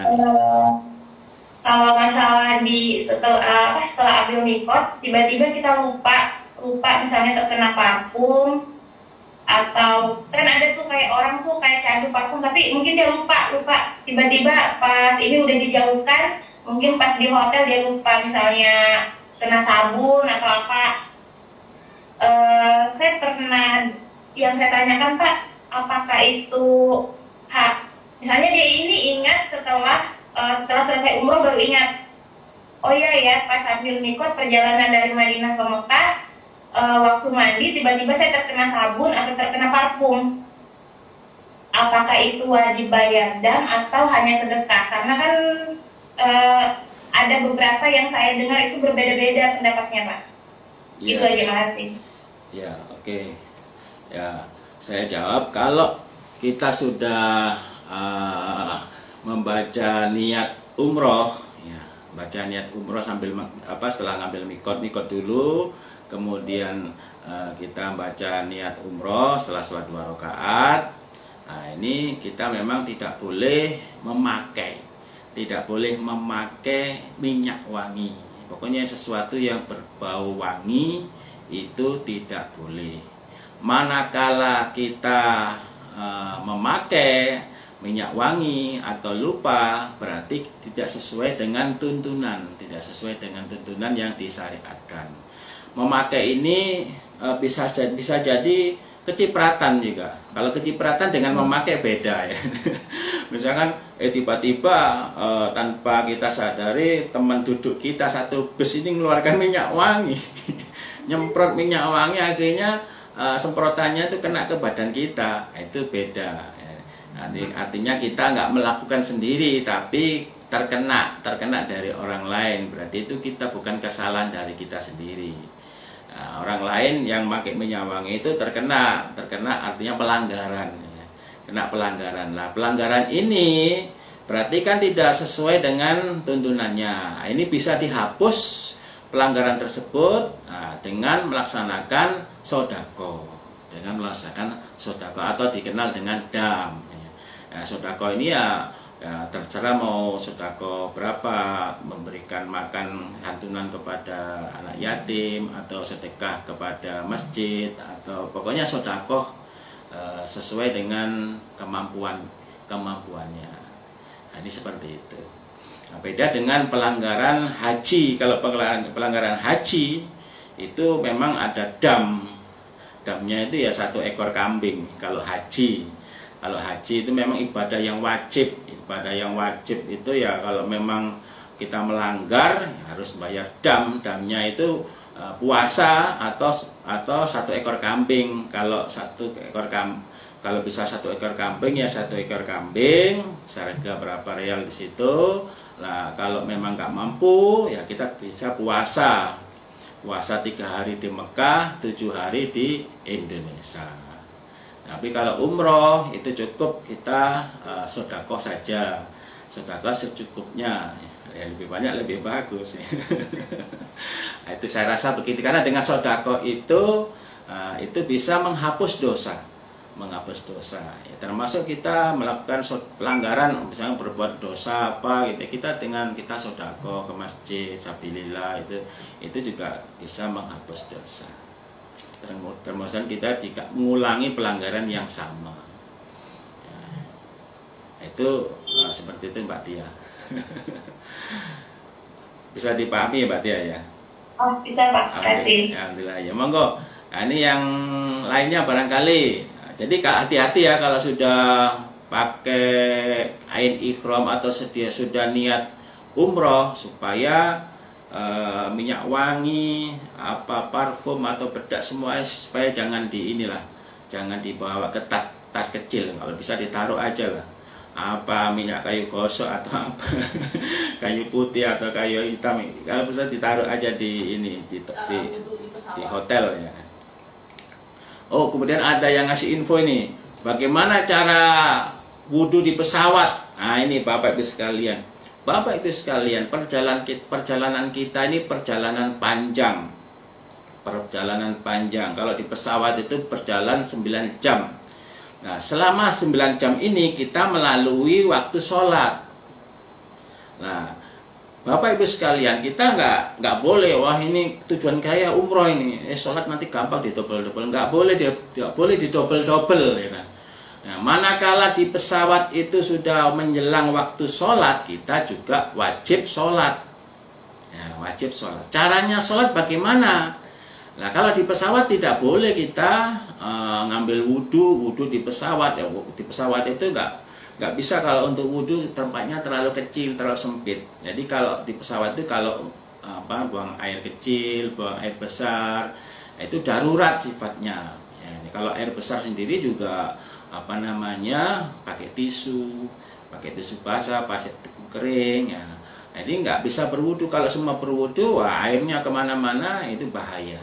Maka untuk bersucinya dengan cara tayamum, dengan cara tayamum, Bapak Ibu sekalian. Tayamum itu pakai debu. Ya. Jadi kita boleh saya sarankan untuk membawa pasir kering, ya. Membawa pasir kering sedikit aja, jangan banyak-banyak, ya. Mungkin 3 sendok lah. Pasir sedikit aja, 3 sendok ya, atau 4 sendok ya, dimasukkan di plastik. Nah, itu nanti plastik itu dibawa, dikeluarkan manakala kita mau sholat. Caranya bagaimana? Ya, kita dikeluarkan, dituangkan, jangan di meja.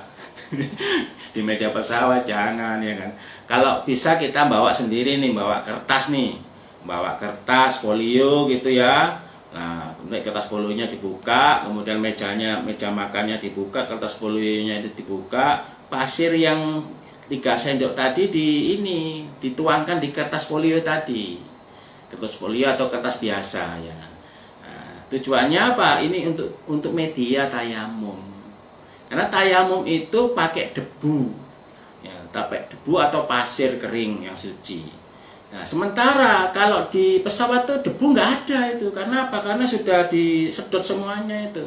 Di lantai-lantai nggak ada debu, dimarahi sama sama manajernya itu. Kamu nggak becus OB kerja ya. Lantai-lantai nggak ada debu, kaca-kaca, nempel kacanya bersih, nggak ada debu. Atau kursi dibuat tayamum, ya, apalagi kursi nggak ada debunya itu. Nah, karena tidak ada debu, kita harus cari debu. Kalau cari debu, kita nggak mungkin turun dari pesawat anjlok ke bumi. Kemudian mau ngapain Pak? Mau ngambil debu, mau tayamum, ya nggak begitu ya. Bisa ketinggalan, bisa kita meninggal. Karena tinggi sekali dari atas langit itu. Ya kita pakai pasir tadi. Ya mulai dari sekarang nih kita bisa beli pasir. Bisa 5.000 sudah dapat satu ember kecil itu. 5.000 di galangan beli pasir aja 5.000. Kemudian itu biasanya pasirnya kan masih basah itu ya, itu dijemur dulu sampai kering. Kalau saya nggak saya jemur, saya open ya. Supaya kering. Jadi pasirnya saya open ya, open taruh di layak gitu ya, kemudian saya open, sudah kering masukkan di plastik kecil ya, nggak usah banyak-banyak, nggak usah bawa pasir 1 ember ke pesawat, bawa pasir 1 ember nggak boleh. Buat apa? Buat tayamum nggak boleh ya kan. Ya cukup 3 sendok atau 5 sendok cukup, dimasukkan di plastik, dikaretin, dimasukkan saku. Nah, kemudian kita tayamum. Caranya tayamum itu gampang ya. Yang pertama baca bismillah ya. Dan wudu juga sama, membaca bismillah.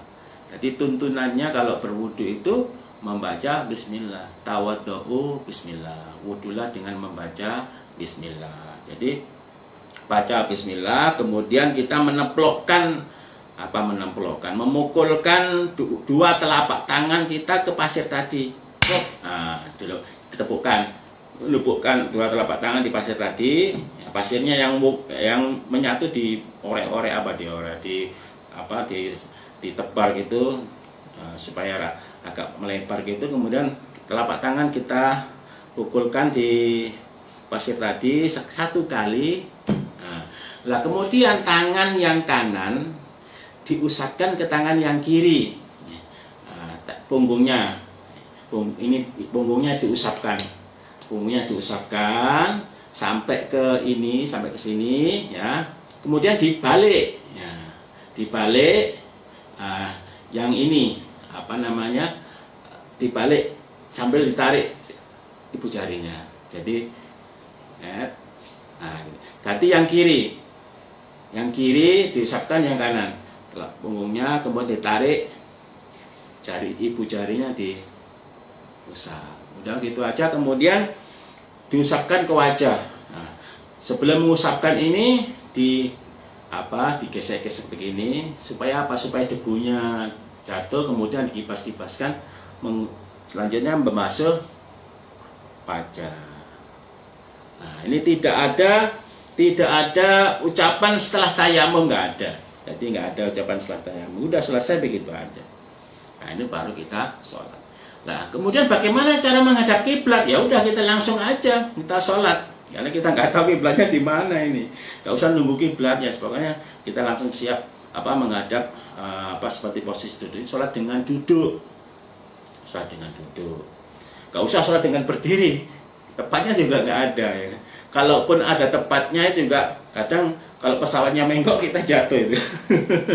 Atau pas apa itu jatuh nggak goyang-goyang kita nggak enak juga. Kita duduk aja. Cara pakai isyarat. Ya, tapi Allah Akbar. Nah, kemudian Allah Akbar ruku, sami Allahu liman hamidah. Kemudian Allah Akbar sujud.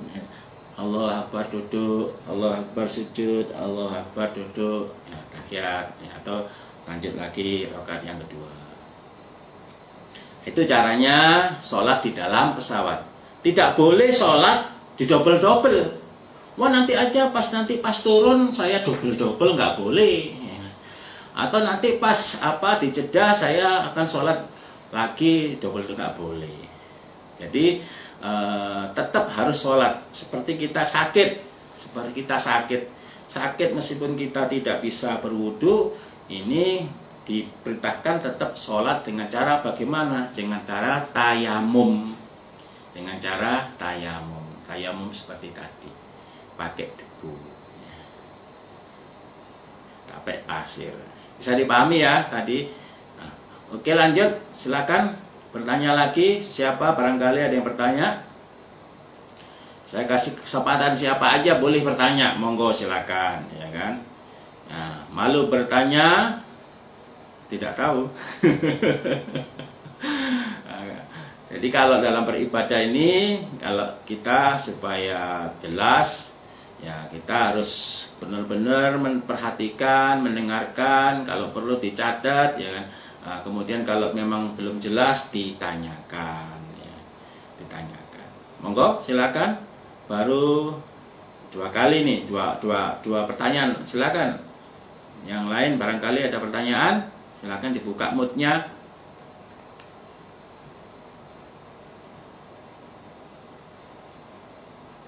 Mbak Desi barangkali mau bertanya.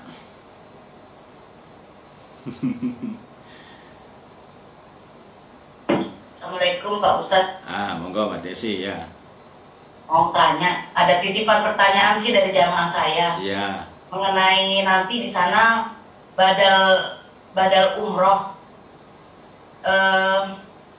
Ada yang perlu dibadalkan, dia ada dua, satu istrinya, satu orang tuanya. Nah kalau badal umroh yang istrinya kan mungkin bisa kita di umroh kedua ya Pak Ustadz ya. Iya. Tapi untuk bapaknya ini bagaimana?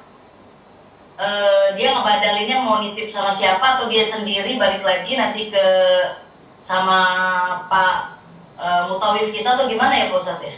Nah ya. Jadi badal umroh ya, badal umroh. Badal umroh ini itu untuk yang sudah meninggal ya. Yang sudah meninggal. Yang sudah meninggal. Kalau urut-urutannya itu adalah orang tuanya dulu, urut-urutannya dulu. Orang tuanya baru mungkin istrinya yang kedua. Kalau orang tuanya sudah ada yang meninggal ya. Nah, kalau di orang tua kan ada bapak, ada ibu, itu urut-urutannya itu ibunya dulu. Ya, kalau mau badalkan lagi bapaknya, mau badalkan lagi istrinya. Nah, ini kalau di kita kan umroh kan 2 kali. Nah, 2 kali itu yang pertama itu tidak boleh dibadalkan untuk kita sendiri. Yang pertama, yang kedua baru dibadalkan untuk siapa nih orang tuanya atau ibunya ya. Atau bapaknya atau ya Allah ada ibunya dulu. Nah, umpama nih ada pertanyaan juga nih. Bagaimana kalau orang tua itu enggak saya badalkan nih? Bagaimana, apakah orang tua saya mendapatkan pahala juga umroh saya? Nah, ini pertanyaan. Jawabnya, kalau meninggalnya orang tuanya itu di dalam keimanan, ya. Karena meninggalkan ada di dalam keimanan, ada di dalam belum dapatkan hidayah. Ya. belum mendapatkan hidayah, sudah meninggal, belum mendapatkan petunjuk, sudah meninggal, ya. Atau belum mengerti sholat, sudah meninggal. Nah, kalau belum mengerti sholat, belum mendapatkan hidayah, nah, kita badalkan sih itu ini apa namanya boleh, tapi pahalanya itu nggak nyambung, ya, tidak nyambung. Jadi kalau orang tua yang meninggalnya itu belum mendapatkan hidayah, atau dia meninggal di dalam keadaan zaman jahiliyah, atau meninggal dalam keadaan kekufuran, ya kita badalkan pahalanya, ya kita dapatkan pahala untuk membatalkan itu, kita dapat pahala. Tapi untuk nyambung ke orang tua yang sudah meninggal, yang belum mendapatkan hidayah, belum menjadi orang iman, itu tidak nyambung. Seperti pamannya Nabi Abu Thalib. Abu Thalib itu, Nabi itu sampai-sampai di hadis itu, saya nggak akan mau masuk surga kalau nanti tidak bersama dengan Abu Thalib. Karena surga itu oleh Allah tidak boleh dihuni oleh orang-orang yang kufur kepada Allah, ya, atau belum mendapatkan hidayah dari Allah, maka ya Allah tetap nggak akan mendapatkan itu, nggak akan memperbolehkan. Nanti dalam hadis itu pamannya Nabi Muhammad itu diwujudkan seekor anjing. Nah, nanti anjingnya mengikit Nabi Muhammad, akhirnya Nabi Muhammad kaget, ada anjing mengikit kakinya, kemudian ditendang anjing itu, akhirnya anjingnya teriak-teriak, kaing-kaing masuk dalam neraka. Terus ditanyakan, siapa itu tadi? Ya Allah, kok ada anjing tiba-tiba gigit kaki saya? Nah, Allah menjawab, itu tadi pamanmu. Kenapa? Karena pamanmu itu belum jadi orang yang beriman. Meskipun pamanmu sendiri itu juga tidak bisa kamu mendoakan atau kamu nggak mau masuk surga kalau nggak bersama dengan pamanmu, itu juga nggak bisa. Itu sudah undang-undangnya atau aturannya dari Allah. Nah, kalau misalkan orang iman, orang tuanya meninggal dalam keadaan ini, kita tidak membadalkan atau kita belum sempat membadalkan, bagaimana? Apakah orang tua itu mendapatkan pahala anak yang melaksanakan ibadah umroh? Dapat, asalkan anaknya tadi sudah dihakekohi. Jadi dengan catatan kita dulu itu dihakekohi apa tidak oleh orang tua kita. Kalau misalkan kita belum dihakekohi, maka anak itu menjadi gadean, titipan. Jadi supaya anak itu menjadi anak kita seutuhnya, maka dihakekohi dengan cara disembelihkan. Kalau laki-laki itu 2 kambing, kalau perempuan itu 1 kambing. Yang jadi masalah, terkadang kita ini sudah beribadah sampai ke tanah suci Mekah Madinah berulang kali, sudah dibadalkan bolak-balik oleh anak kita, tetapi kita sendiri waktu itu belum dihakekoi. Nah, ini ya akhirnya apa? Nggak nyambung juga. Jadi seperti saya dulu waktu pertama kali melaksanakan ibadah haji, karena saya tanya, Bu, saya dulu dihakekoi apa belum, ya kan?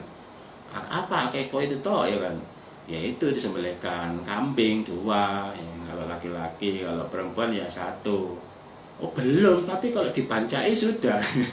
Dibancai itu artinya apa itu, nyembelih apa itu? Ya biasa ya, ayam atau apa. Oh berarti belum. Akhirnya apa? Saya pada waktu sebelum melaksanakan ibadah haji, saya ini dulu hakeko dulu. Hakeko itu yang bagus sunahnya itu 7 hari setelah lahir. Nah, umpama kita ini hakeko setelah umur 40 tahun, bagaimana? Ya nggak masalah, ya kan? Karena memang belum dihakekoi. Ya, kalau sudah dihakekoi, nah ini berarti nyambung. Ibarat listrik itu sudah connect. Kalau belum dihakekoi, itu belum nyambung. Ini ada hubungannya dengan hakeko. Nah, meskipun kita ini nggak sempat membadalkan, asalkan orang tuanya iman, orang dapat hidayah, jangankan umroh ya, sholat kita sehari-hari, sodakoh kita sehari-hari, sholat pembelaan kita sehari-hari, nggak di tanah suci, di Indonesia saja, selama kita hidup ya kan, itu orang tua tetap dapat aliran aliran jariah dari anak yang soleh. Anak yang soleh, yang jadi ustadz, yang jadi ulama, ilmunya banyak disampaikan, punya murid banyak, itu orang tua meskipun nggak beramal ibadah dapat pahala. Jadi nggak harus setiap ibadah itu harus dibadalkan, sholatnya harus dibadalkan, sodakonya dibadalkan, nggak harus seperti itu. Tapi kalau kita mau membadalkan umrah memang ada tuntunannya.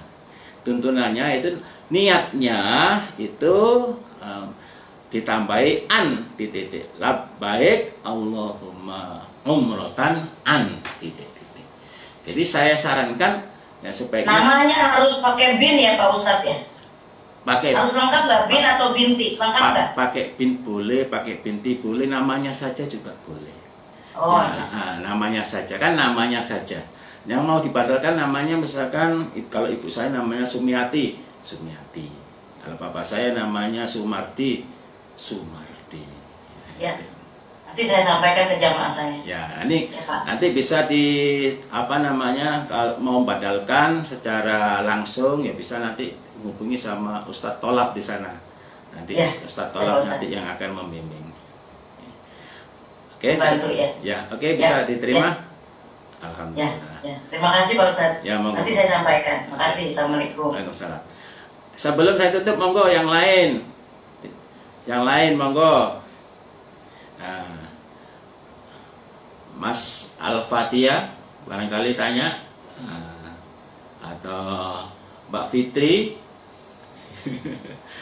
Mbak Fitri dari mana nih Mbak Fitri? Dari Badung. Alhamdulillah. Ini putra saya. Oh, putranya, alhamdulillah. Tadi bukan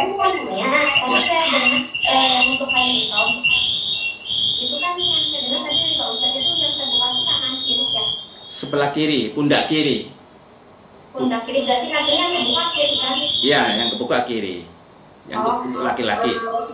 Yang saya tahu biasanya kanan gitu. Oh enggak. Jadi intinya kalau kita yang laki-laki ya pakai kain ihram ini, kita kan ihram ini kan dari kiri ke kanan, kita muternya begini kan, muter ke kanan kan, bukan muter ke kiri. Dari jarum jam. Ya, muter ke kanan, bukan muternya ke kiri, muter ke kanan, dari Hajar Aswad muter ke kanan. Nah, berarti kalau kita muter ke kanan nih, pundaknya ini kan yang nempel di Ka'bah. Nah, berarti pundaknya ini yang dibuka. Jadi yang dekat dengan Ka'bah, pundak yang dekat dengan Ka'bah itu yang dibuka, berarti sebelah kiri. Yang kanan itu ditutup. Itu gampang kok. Kalau kiri kanan bingung.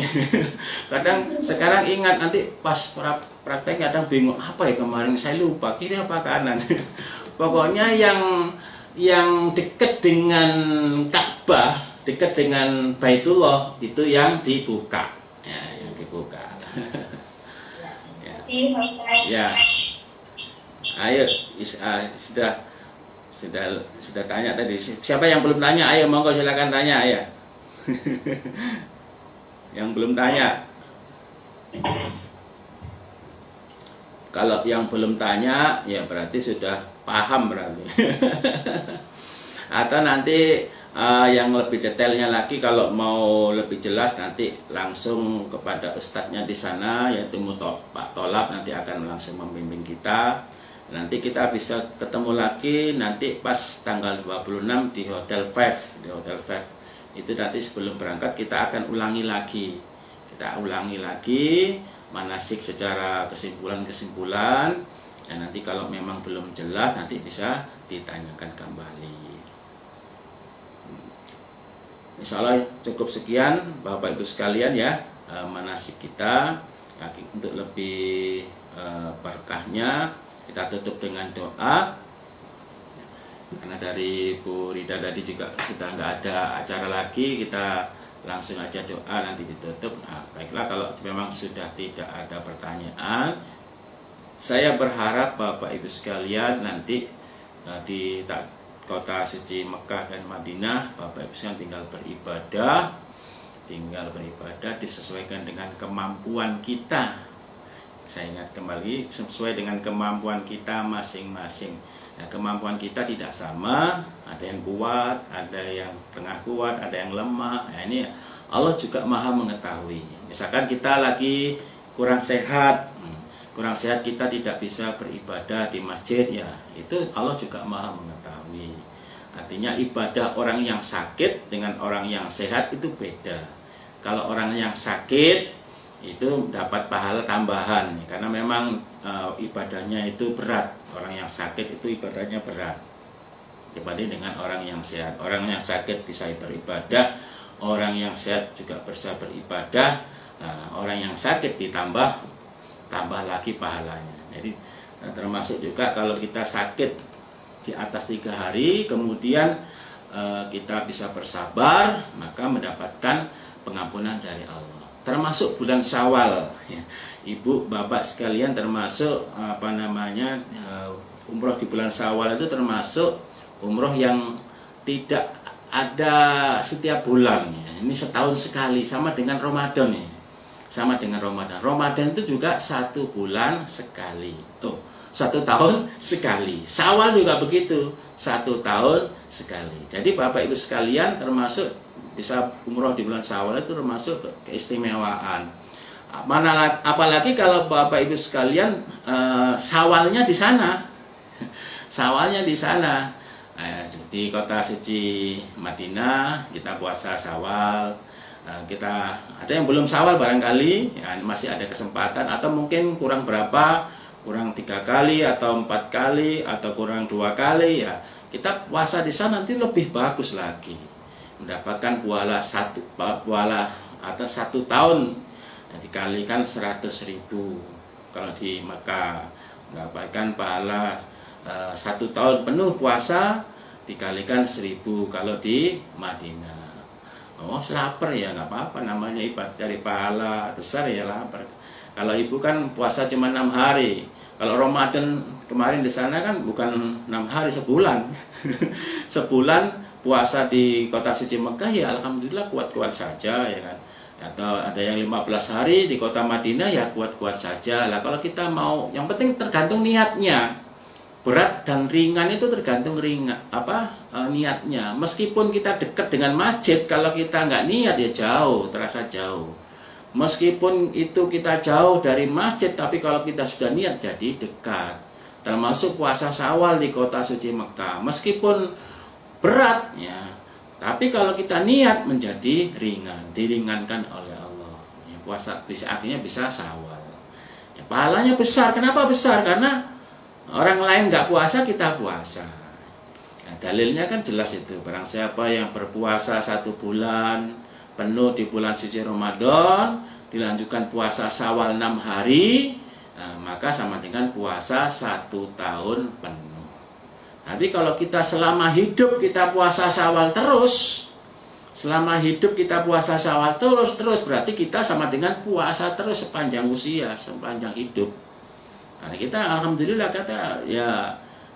alhamdulillah ya, setiap Syawal kita puasa, nggak pernah nggak puasa. Alhamdulillah ya, kita kalau bisa teruskan sampai meninggal. Umpama nih kita setelah Syawal nih, ya kan, kemudian 3 bulan kemudian kita dipanggil oleh Allah pulang ke rahmatullah. Nah, sama dengan kita dalam kondisi sama dengan puasa. Karena barang siapa yang berpuasa bulan Ramadan kemudian diikuti puasa 6 hari di bulan Syawal, sama dengan puasa 1 tahun penuh. Berarti kalau kita lakukan tiap tahun puasa Syawal, ya sama dengan puasa sepanjang masa, sepanjang hidup. Alhamdulillah. Ini kalau bisa ya Bapak Ibu sekalian yang mau lanjutin puasa, ya puasa di sana. Ya itu.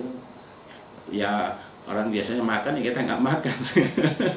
Disiapin makan 3 kali kalau nggak puasa kan, yang di hotel. Di Mekah kita makannya cuman ini sekali pas sore atau ya sore ya kan. Nah, kalau sahur ya terkadang kalau misalkan kita request biasanya juga dikasih ya sahurnya. Tapi kalau nggak dikasih ya kita ya memang itu bukan jadwal puasa ya kita upaya sendiri. Sahur apa kayak kurma atau roti yang masak susu atau apa itu kita siapkan sendiri. Nah, ini sunnah Bapak Ibu sekalian, tapi kalau kita lakukan pahalanya alhamdulillah luar biasa.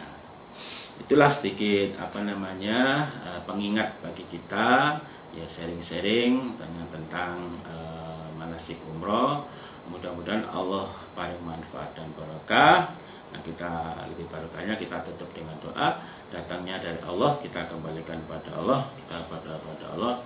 Alhamdulillahirabbil alamin. Allahumma shalli ala Muhammad wa ala ali Muhammad. Alhamdulillahirabbil alamin. Ar-Rahmanir-Rahim. Maliki yaumiddin. Iyyaka na'budu wa iyyaka nasta'in. Ihdinas siratal mustaqim. Siratal ladzina an'amta 'alaihim ghairil maghdubi 'alaihim waladdallin. Amin. Bismillahirrahmanirrahim. Bismillahi tawakkaltu 'ala Allah. Bismillahilladzi la yadurru ma'a ismihi syai'un fil ardi wa la fis sama'. Bismillahi fatahna wa 'ala Allahi tawakkalna. Allah Rabbuna la usyriku bihi syai'an. Allahumma ballighna Makkah wal Madinah wal Arafah warzuqna umratal mabrur warzuqna umratal mabrur warzuqna umratal mabrur wardu'anna waghfir lana warhamna anta maulana fansurna 'alal qaumil kafirin. Allahumma inna nas'aluka min khairi ma sa'alaka minhu nabiyyuka Muhammadin sallallahu alaihi wasallam wa na'udzubika min syarri ma sta'adha minhu nabiyyuka Muhammadin sallallahu alaihi wasallam wa antal musta'an wa alaikal balagh wa la haula wa la quwwata illa billah. Allahumma ihdi wa ihdi haula'il indonesiyin wa man ma'ahum lil iman wal islam wal jamaah wal nasihah wa akhlaqil hasanah wa amali salihat wa alif bainahum wa fi tilka hidayah kharasukuhum wa barik lahum. Allahumma inna nas'aluka sihhatan wa salamatan wa haibatan wa quwwatan syadidan wa ni'matan tawilan wa barakan fid dunya wal akhirah. Rabbana atina fid dunya hasanah wa fil akhirati hasanah wa qina adzabannar. Allahumma shalli ala Muhammad wa ala ali Muhammad. Alhamdulillahirabbil alamin. Kurang lebihnya mohon maaf yang sebesar-besarnya. Wabillahi taufik wal hidayah wa ridha wal inayah. Akhir kalam. Assalamualaikum warahmatullahi wabarakatuh. Waalaikumsalam warahmatullahi wabarakatuh. Waalaikumsalam. Sampai ketemu, sampai jumpa Bapak Ibu. Terima kasih. Jazakallahu khairan Pak Ustaz. Amin.